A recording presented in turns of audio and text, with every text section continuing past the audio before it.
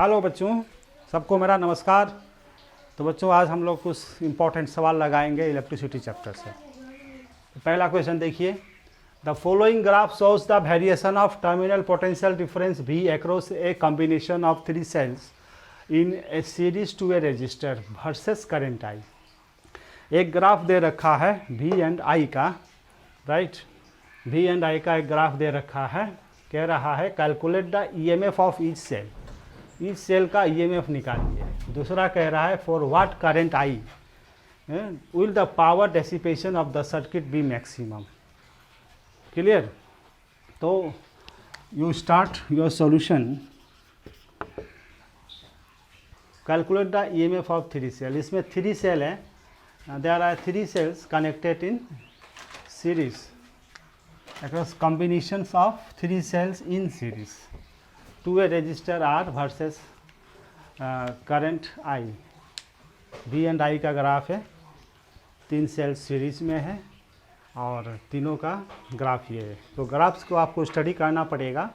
जैसा ग्राफ में आप देख रहे हैं V and I, V that is जब I मेरा 0 है तो V कितना है 6 है, तो मैक्सिमम V कितना है 6। तो मैक्सिमम V को क्या कहते हैं EMF कहते हैं। और 3 सेल्स लगा हुआ है तो एक सेल का EMF कितना हो गया 6/3 2 वोल्ट। एक सेल का EMF हो गया, EMF of each cell. For what current will the power dissipation be maximum. Power maximum कब होगी जब internal resistance equals to external resistance. तो कैन यू ट्राई? हाँ तो बच्चों आप लोगों ने कर लिया होगा। तो जैसे कि इस क्वेश्चन में कह रहा है 3 सेल्स है, 1 सेल्स 2 सेल्स 3 सेल्स। ये इसका EMF E है, इंटरनल रेजिस्टेंस R है, internal resistance R like that. Okay, 3 cells connected, combination of 3 cells in series. Okay, and इसके अक्रॉस एक रेजिस्टेंस लगा दिया गया है like that, capital R। Okay, अब इसका ग्राफ दे दिया है, V एंड I का ग्राफ दे दिया है। क्लियर? V एंड I का ग्राफ। तो calculate the EMF of each cell. तो EMF जब भी हम निकालेंगे तो current in the circuit should भी 0। तो करंट अगर 0 होगा तो V मेरा 6 वोल्ट हो जाएगा। तो V 6 वोल्ट है, मतलब EMF मेरा 6 वोल्ट है। तो एक का EMF कितना हो जाएगा 2 वोल्ट। ये क्लियर हो गया। नाउ व्हेन V इज 0, जब मेरा V 0 है तो I कितना है 2 एम्पियर, राइट। I कितना है 2 एम्पियर। तो बच्चों यहाँ से हम टर्मिनल पोटेंशियल डिफरेंस का जो इक्वेशन बनाएंगे, V equals to E minus I R होता है। तो that is V equals to E minus I R. V equals to E effective, E effective मतलब तीनों का combination, minus I R effective, तीनों का R का कॉम्बिनेशन। तो V equals to 3 E effective 3E हो गया, माइनस I R इफेक्टिव जो होगा वो R इंटरनल हो जाएगा। तो when I is 0 V is 6 volt. When V is 0, जब V अगर हम 0 रखते हैं तो I मेरा कितना आ रहा है, V 0 है तो I मेरा 2 एम्पियर है, 2 एम्पियर। तो इसमें पुट करेंगे V 0, तो that is 3E minus that is I कितना हो गया 2 इंटरनल, 2 इंटू R इंटरनल। तो यहाँ से R इंटरनल कितना आ जाएगा 3 ohm. Means internal resistance, total internal resistance is 3 ohm. Clear? अब कह रहा है कि मैक्सिमम पावर के लिए करंट की क्या वैल्यू होनी चाहिए। तो मैक्सिमम पावर तभी होगी जब internal resistance is equals to external resistance. तो दैट इज़ ये सर्किट है, इसमें करंट की वैल्यू हो जाएगी 3E by external resistance plus internal resistance R plus R इन। तो दैट इज़ E की वैल्यू 2 हो गई, दोनों की वैल्यू सेम हो जाएगी 1 एम्पियर। तो मैक्सिमम पावर डेसिपेशन के लिए current in the circuit is should be 1 ampere. Clear? Note it down बच्चों। Very important question. Plot a graph, आपको ग्राफ बनानी है showing the variation of voltage versus the current drawn from the cell. How can one get information from this plot about the EMF of the cell and its internal resistance. तो जैसे कि आप जानते हैं कि कोई ये सेल है ना, ये कोई सेल है, जब हम इससे कोई करंट नहीं लेते हैं तो जो मैक्सिमम वोल्टेज होता है that is EMF। Clear? Okay. और जब हम इसे करंट लेना शुरू करते हैं तो voltage equals to E minus I R, ये होता है। जब ये क्या है in open circuit, in open circuit में है, ये क्या है इन क्लोज सर्किट में है, क्लोज सर्किट। क्लियर? सो कोई सेल है, एनी सेल, उसके पास जो मैक्सिमम पोटेंशियल डिफरेंस है उसको हम ईएमएफ कहते हैं जब हम उससे कोई करंट ड्रॉ नहीं करते। अब जब हम उससे कोई करंट ड्रॉ करते हैं, यानी कि हम उसको डिस्चार्ज जब करते हैं, तो पोटेंशियल डिफरेंस जो हम लिखते हैं E minus I R for close circuit. अब इस क्वेश्चन में कह रहा है ग्राफ बनाना है showing variation of voltage versus the current, V and I का ग्राफ बनाना है आपको। ओके, फ्रॉम दिस सेल, और यहाँ से क्या इन्फॉर्मेशन मिलेगी। तो बच्चों हम यहीं से स्टार्ट करते हैं। ये जो इक्वेशन है, right, solution, we know that v equals to E minus I R होता है, right. So when i is zero then v is e, maximum v जो है वो e के बराबर है, right. Next when v is zero, जब इसको हम अगर v को ज़ीरो कर देंगे ना, दोनों को शॉर्ट सर्किट कर देंगे, no potential difference, v zero, then current I becomes I naught, maximum current हो जाएगी जब हम इसको शॉर्ट सर्किट कर देंगे, राइट। पोटेंशियल डिफरेंस को ज़ीरो कर देंगे तो we get maximum current I equals to I naught. Okay बच्चों, I equals to I naught. So that is, अगर हम उसका इंटरनल रेजिस्टेंस निकालें then we can write that is internal resistance भी अगर ज़ीरो है, right, so I equals to I naught. और हम ऐसा भी लिख सकते हैं that is from this equation R की value R equals to that is E minus V by I, we can write like this. ये R हो गई, इट्स नॉट इट, ये R हो गई। तो ग्राफ कैसा बनेगा, मान लेते हैं ये मेरा ये मेरा v का v एक्सिस है, ये I एक्सिस है। तो the graph will be, minus है बच्चों, माइनस मतलब नेगेटिव स्लोप, तो नेगेटिव स्लोप हम ऐसा बनाएंगे। ये मेरा हो गया मैक्सिमम ईएमएफ, मैक्सिमम ये हो गया मेरा I naught. Okay, v and I के बीच में ग्राफ मेरा नेगेटिव स्लोप होगा, माइनस है, राइट। और इसका जो स्लोप होगा इंटरनल रेजिस्टेंस R, जो R is the, what is R? R is the internal resistance is the slope of VI graph, slope of R is, R जो internal resistance है वो VI ग्राफ का slope है। Please note it down.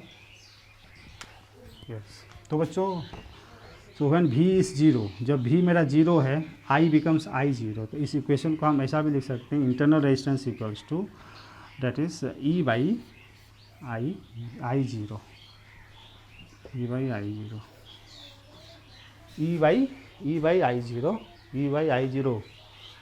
I zero gives the slope of the graph and that slope is the internal resistance of VI graph। Slope क्या है? Internal resistance है of VI graph when the cell is in discharge condition. Okay, तो question पूछा है कि EMF क्या, EMF मतलब कैसे निकालेंगे। तो जो y एक्सिस में जो इंटरसेप्ट है that is the EMF, the intercept on y axis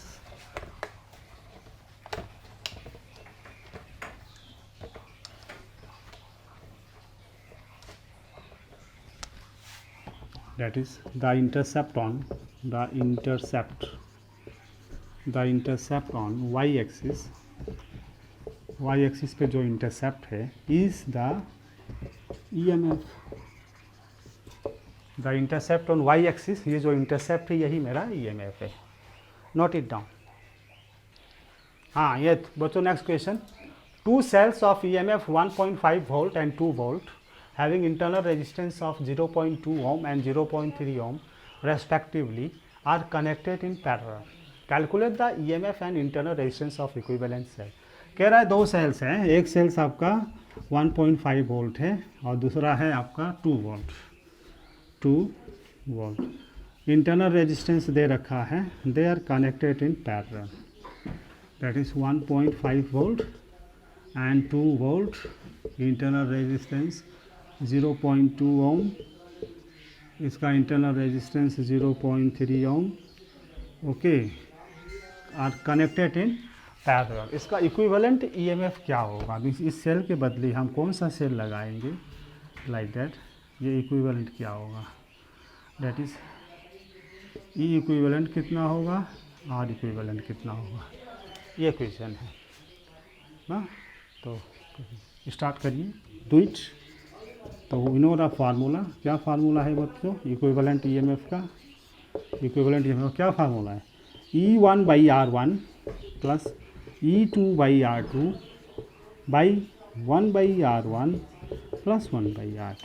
This is a formula of E equivalent. Okay, so that you simplify. ये हो जाएगा E1R2 plus E2R1 by R1 into R2, नीचे भी R1 into R2 cancel हो जाएगी, तो ये R1 plus R2। This is E equivalent. And R equivalent कितनी हो जाएगी? पैरेलल में है तो R1 R2 by R1 plus R2। Now put the value put करिए, मिटा देता हूँ मैं इसको।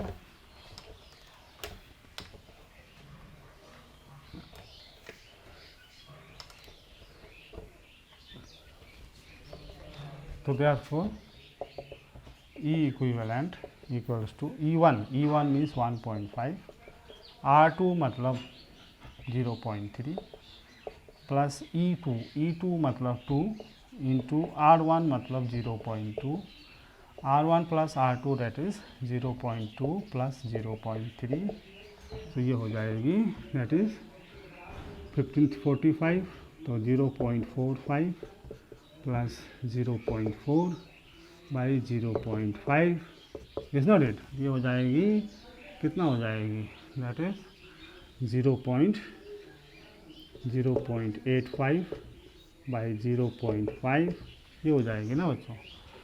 तो it will be how much, it is your 8.5 by 5, so that is your 5 1 जा 5, then 3 5 7 जा 35, ये हो जाएगी 1.7 वोल्ट। यू सी, एक अगर 1.5 वोल्ट का है, एक अगर 2 वोल्ट का है, तो इक्विवेलेंट ईएमएफ मेरा हो जाएगा 1.7 volt, that is it is 1.7 volt. And R equivalent क्या होगी? R equivalent 0.2 into 0.3 by 0.5, that is ये हो जाएगी that is 0.06 by 0.5, is not it.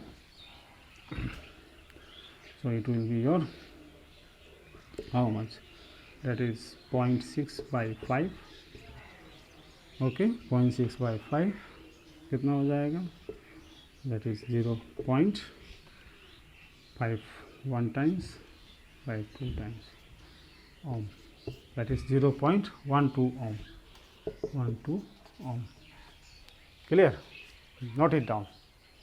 हाँ, तो बच्चों नेक्स्ट क्वेश्चन देखिए, when 5 volt potential difference is applied across a wire of length 0.1 metre, the drift speed of electron is 2.5 into 10⁻⁻4 metre per second, if the electron density in the wire is 8 into 10⁻28 per metre cube, calculate the resistivity of the material of the wire. तो very important question बच्चों, do it. तो एक wire है, right, this is the wire, कितना potential difference apply किया गया, 5 volt, इसकी लंबाई कितनी है, that is 0.1 metre. Drift velocity of electron की ड्रिफ्ट वेलोसिटी दे रखा है गिवन, इलेक्ट्रॉन डेंसिटी दे रखा है ना, एन का वैल्यू भी दे रखा है, right. Calculate the resistivity of the wire. तो we know that the formula, क्या फार्मूला बच्चों, I equals to NEABD, this is the formula, right.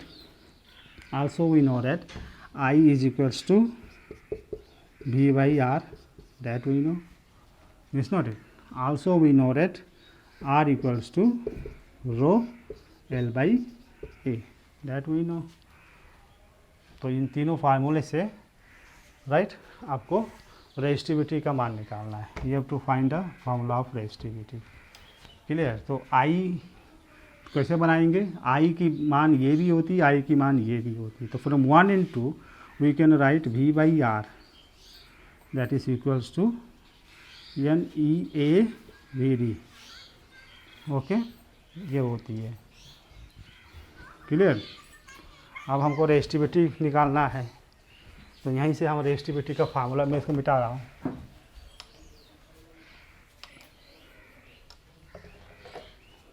तो from here we can write V by R A by L. देखिए resistivity means R A by L, ये होता है।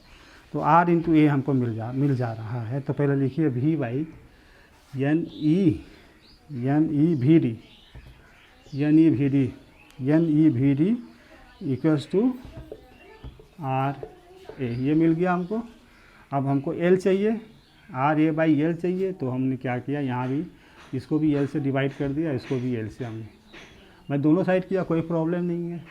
ये मेरा resistivity हो गया। तो V by N E V D into L equals to rho, ये हो गई रेजिस्टिविटी की फार्मूला। आप सब वैल्यू इसमें पुट कर दीजिए एंड कैलकुलेट कर दीजिए। यस, तो बच्चों ये फार्मूला आपने डिराइव कर लिया।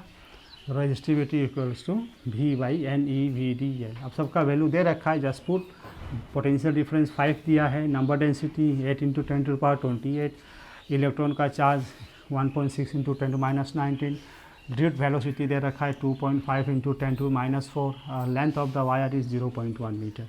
सो if you simplify you will get 1.56 into 10⁻3, or more appropriately you can write 1.6 into 10⁻5 ohm meter.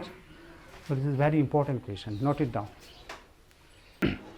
हाँ बच्चों, one more question. In the potentiometer circuit, the null point is at x. ये potentiometer का circuit है, ये आपका driver cell है, this is driver cell. The null point is at x, x पे null point है। स्टेट विथ रीजन बताइए where the balance point will be shifted. Balance point कहाँ शिफ्ट करेगा? व्हेन R इज इंक्रीज, जब इसको increase करेंगे, keeping all unchanged. Next is S is increase, जब इसको इंक्रीज करेंगे, keeping R is constant. Clear? तो प्लीज डू इट।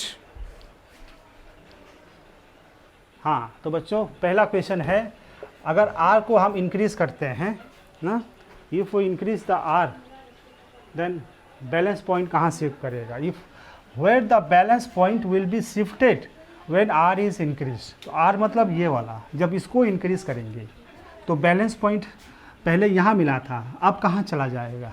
राइट, इस साइड जाएगा कि इस साइड जाएगा? ओके, तो हाउ यू स्टार्ट? तो मान लीजिए हम R को इंक्रीज करते हैं, तो when R is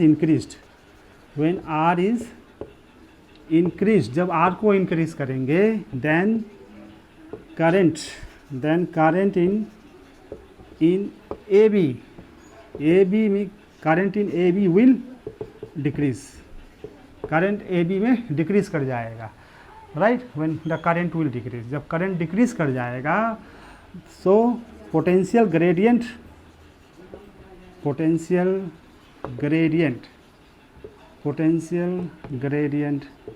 will decrease, नहीं, potential gradient potential by length. तो जब मैं करंट डिक्रीज कर जाएगा तो पोटेंशियल ग्रेडियंट भी डिक्रीज कर जाएगा।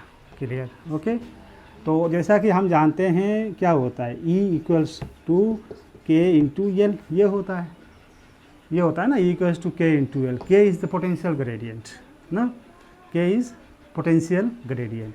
तो जब करंट कम हो जाएगा तो पोटेंशियल ग्रेडियंट भी कम हो जाएगा। दैट मीन्स मान लेते हैं जब नया पोटेंशियल ग्रेडियंट मेरा, ये पहले का पोटेंशियल ग्रेडियंट था, राइट, तो new potential gradient is suppose that is के डैश, एंड लेंथ भी बढ़ जाएगा, लेंथ भी चेंज हो जाएगा एल डैश। राइट, जब पोटेंशियल ग्रेडियंट कम हो जाएगा, करंट कम हो गया, तो करंट कम हो गया तो पोटेंशियल ग्रेडियंट कम हो गया, तो मेरा ये इक्वेशन फिर हमको अलग से लिखना पड़ेगा, new potential gradient and new balance length, right. अब ये चीज़ मेरा कम हो गया, this potential gradient.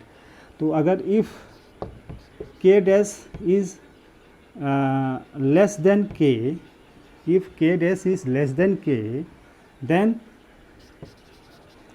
L dash will be greater than L। भाई ये जब कम होगा इससे तो ये तो ज़्यादा होना चाहिए, क्योंकि ये दोनों मिलके कांस्टेंट होना चाहिए। तो L dash is greater means the length will increase, the length will increase, length मेरा इंक्रीज कर जाएगा। So balance point will shift towards B। तो बैलेंस पॉइंट मेरा B की तरफ शिफ्ट कर जाएगा। Are you getting this question? Very important question. जब हम R को इंक्रीज करेंगे तो बैलेंस पॉइंट पे क्या असर पड़ेगा? R को इंक्रीज करेंगे तो करंट यहाँ से कम हो जाएगा, इस वायर में करंट कम हो जाएगा, करंट कम हो जाएगा तो पोटेंशियल ग्रेडियंट कम हो जाएगा, राइट। तो मान लीजिए जो पहला इक्वेशन था मेरा, that is E is directly equals to K into L। हमने करंट R को इंक्रीज कर दिया तो new potential gradient will be K dash into new balance length is L dash. तो जैसे ही हमने करंट को डिक्रीज करेगा पोटेंशियल ग्रेडियंट ये डिक्रीज कर गया, ये डिक्रीज कर गया मतलब ये चीज़ बढ़ गया, ये बढ़ गया मतलब that is balance point will shift towards B। Clear? Note it down. Okay बच्चों, नाउ इसका नेक्स्ट पार्ट क्या है? If S is increase keeping R constant. जब हम S को इंक्रीज करेंगे तो क्या होगा बैलेंस पॉइंट पे? S को इंक्रीज करेंगे, S को इंक्रीज करेंगे तो देखिए S को इंक्रीज करेंगे हम तो there is no effect on balance point, because for B के केस में there is no effect on balance point. Balance point पे कोई इफेक्ट नहीं पड़ेगा, balance point, no effect on balance point. Why? क्योंकि for the fix R, for fixed R, अगर R हम constant fix R, the potential gradient on AB is constant, that is E equals to K into L।